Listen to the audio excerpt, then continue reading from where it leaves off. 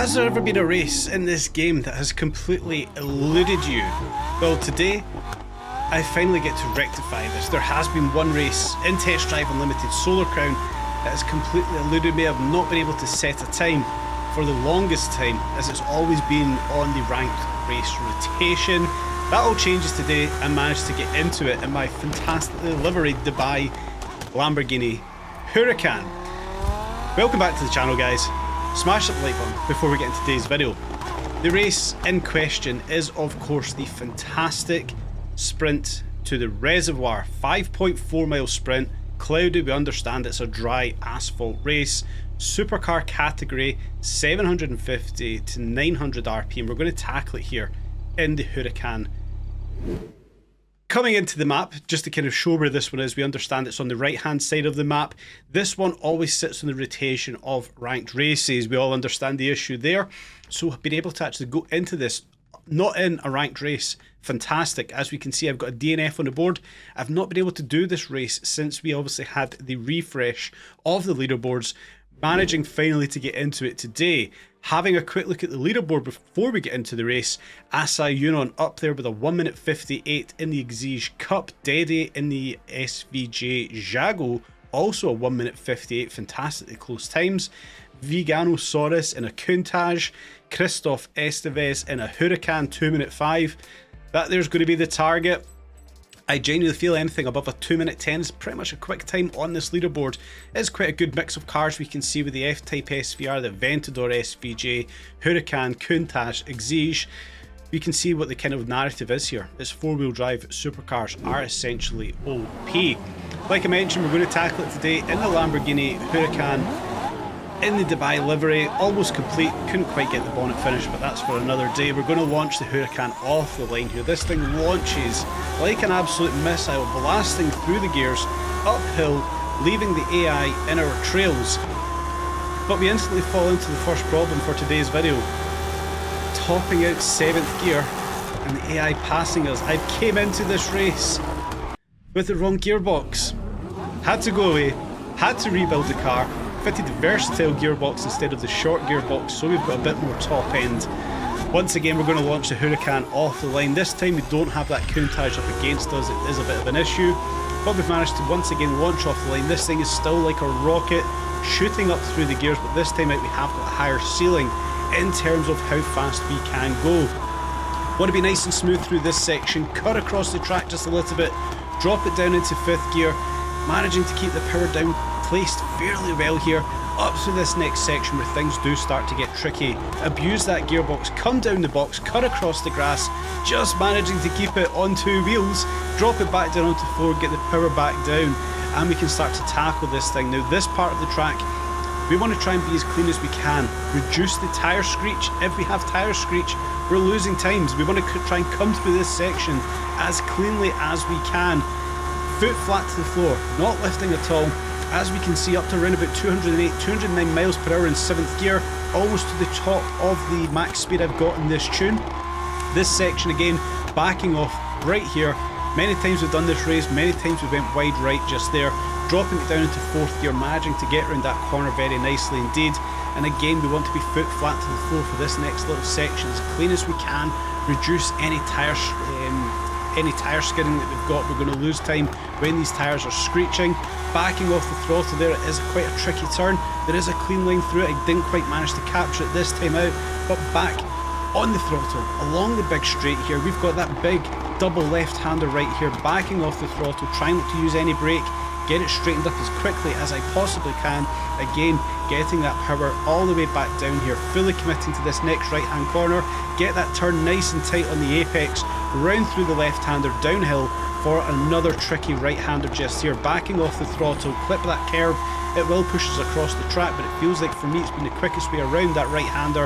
Last left-hander just there again, backing off the throttle, foot flat to the floor, push forward, try and cross that start-finish line and try and get a competitive time on the board here in the Huracan. What kind of time do we manage to get?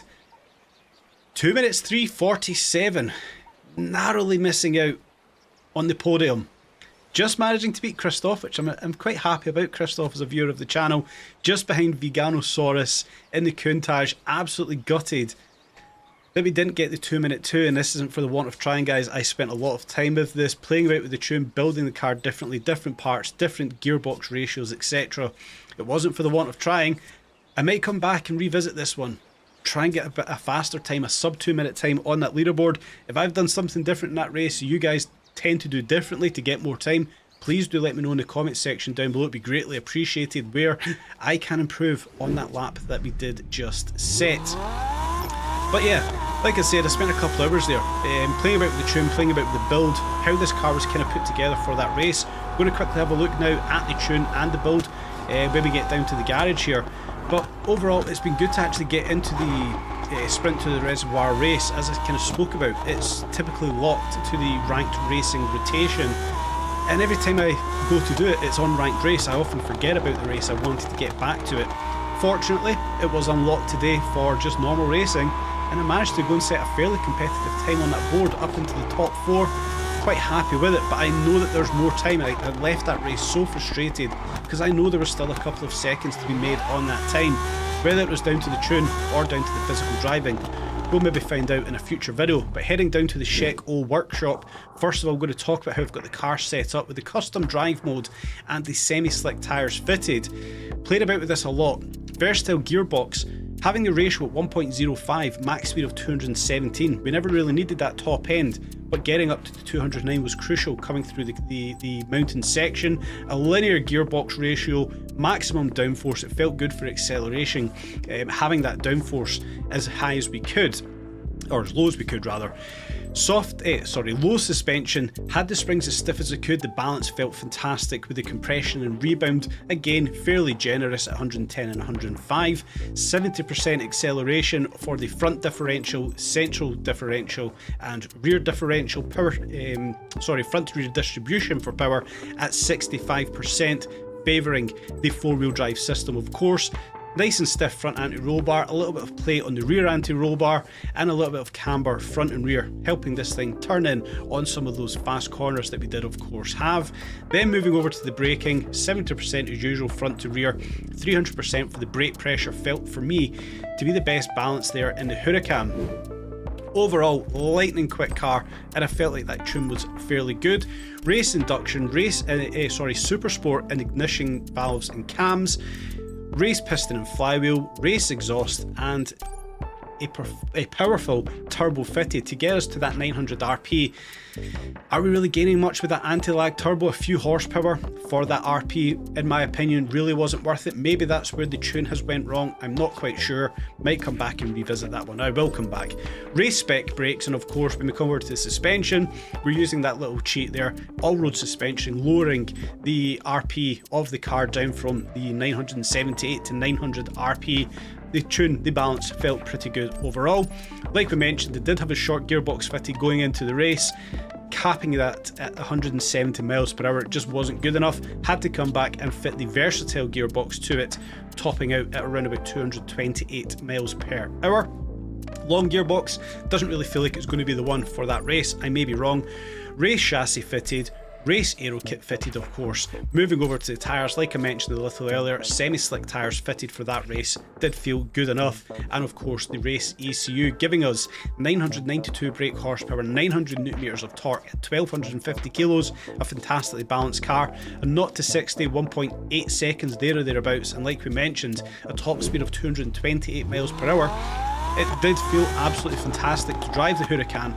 But is there something missing in that tune? Have I got the wrong parts fitted? Or have I just completely missed something on the track itself? If you guys have got a different avenue for the sprint to the reservoir race, please do let me know in the comment section down below. It'd be fantastic to try out the changes that you guys would maybe implement, or maybe even try out your exact tune. Please do let me know in the comment section. I think it'd be fantastic to come back and revisit sprint to the reservoir.